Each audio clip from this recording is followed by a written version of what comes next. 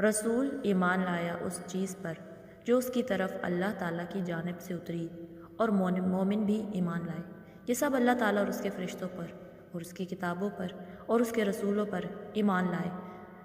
उसके रसूलों में से किसी में हम तफरीक नहीं करते। उन्होंने कह दिया कि हमने सुना और इताअत की, हम तेरी बख्शिश तलब करते हैं। ए हमारे रब, और हमें तेरी ही तरफ लौटना है।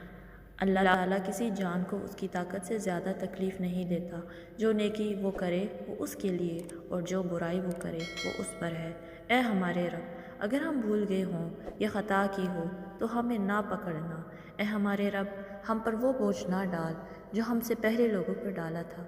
ए हमारे रब, हम पर वो बोझ ना डाल जिसकी हमें ताकत ना हो, और हमसे दरगुजर फरमा और हमें बख्श दे और हम पर रहम फरमा।